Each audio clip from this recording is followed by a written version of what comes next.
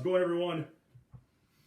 Cold War, Video 2, Act 2, Mr. Frank's neighborhood. It's a very dangerous neighborhood. A lot of weird stuff going on right now out on the streets out there. The mean streets of Makwanak, Wisconsin. Can't get any specifics here. Crazy stuff going on, though. Not trusting any of my neighbors right now. Might have a horse thief on our hands. Can't get into specifics. I'll find them. All right. Couple different things today. One, our essential question is, what do you believe is the biggest ideological difference between the USSR and the United States? Again, before we get into the fun, crazy stuff, which we will a little bit today, you got to know the differences between these two systems and why this fight begins to happen. Before that, though, word of the day. Word of the day. Count how many times I use the word of the day. Today's word of the day is human garbage. Let's see how many times Mr. Frank says human garbage during the course of this. Good stuff going on. Okay, again, essential question. What is the biggest ideological difference between the United States and the Soviet Union? Those dirty, dirty communists. So, real short cliff notes here, because I want to get to some interesting stuff today. These two ideological systems are diametrically opposed. In the United States, from economics, so this could be point one, the United States has free market capitalism. The idea that individuals, you, me, other people, we get to choose what we do with the means of production. We get to choose what we do with our money. The government has some level of say, but ultimately it's the individual that makes these decisions. In a communist country, the government makes all of these decisions for every citizen on a daily basis. They decide what's made, how much of it is made, and what the cost of these items are. So that's one big difference. I can say unquestionably, because the data supports it, communism as an economic model has been a complete failure everywhere it's been tried.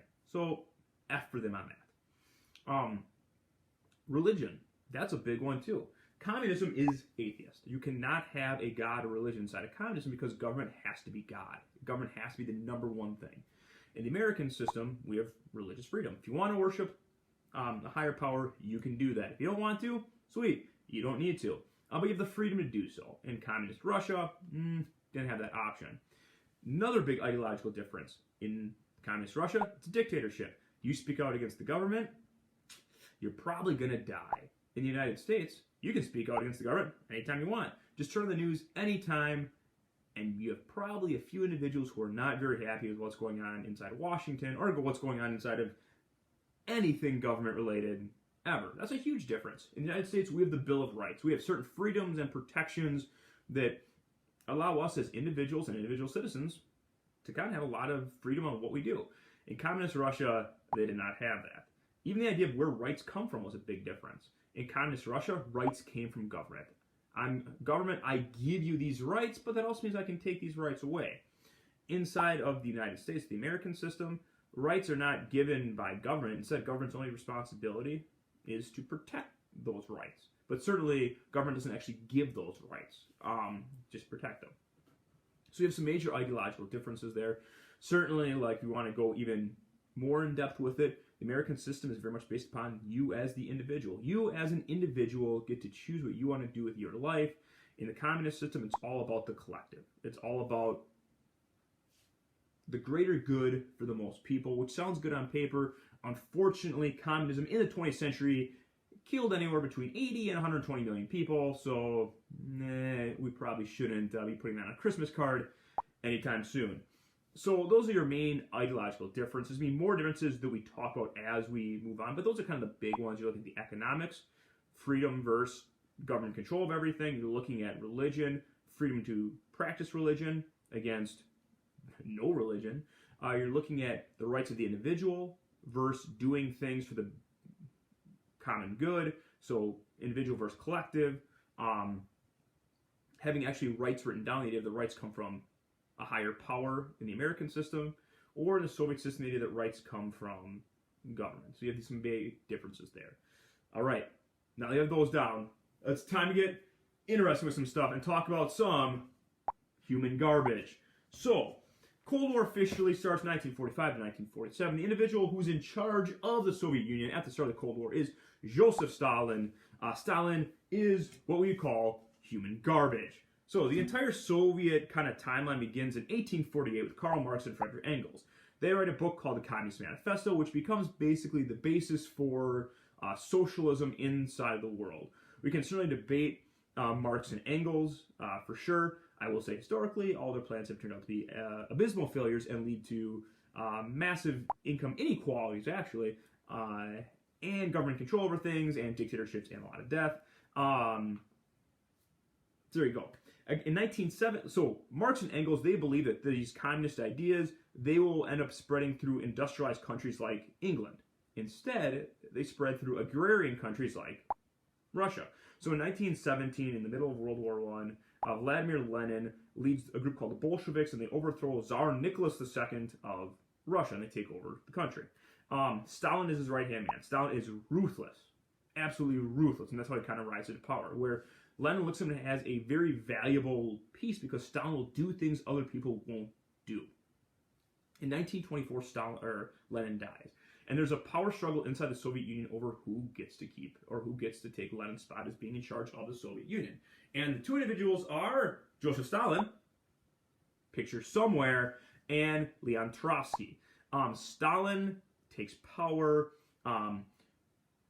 murders all his political opponents to consolidate that power, and then chases Trotsky out of Russia and ends up hunting him down and killing him in Mexico City a few years later.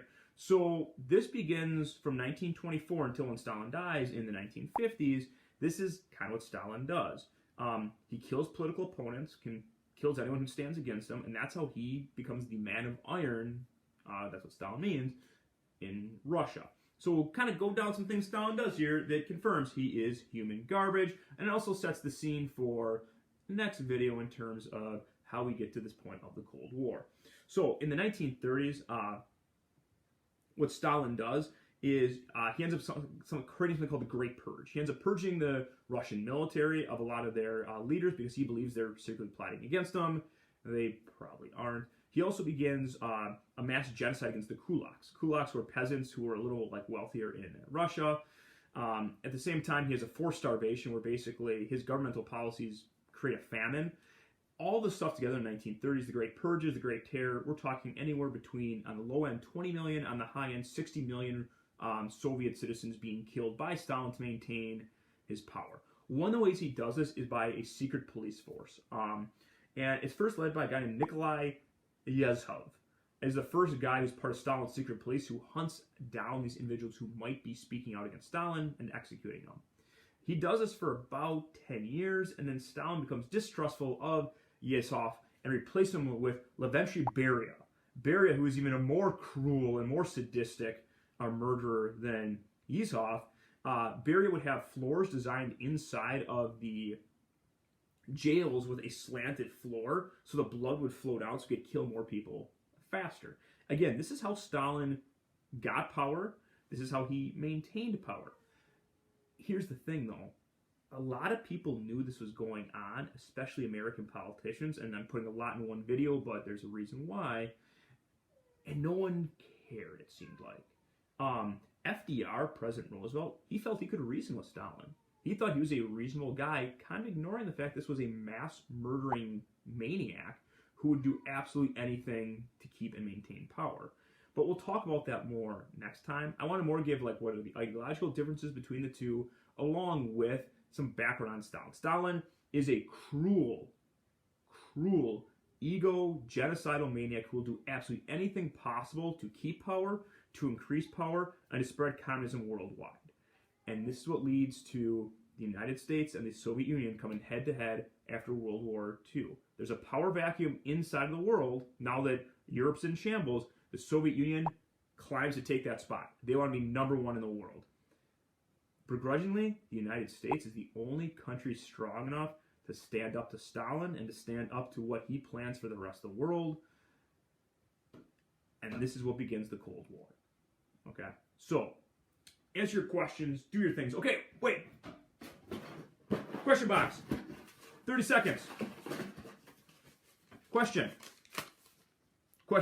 from Addie S. Question is cereal soup? Good question. A lot of similarities between the two. I'm going to say no. I'm going to say soup doesn't have milk.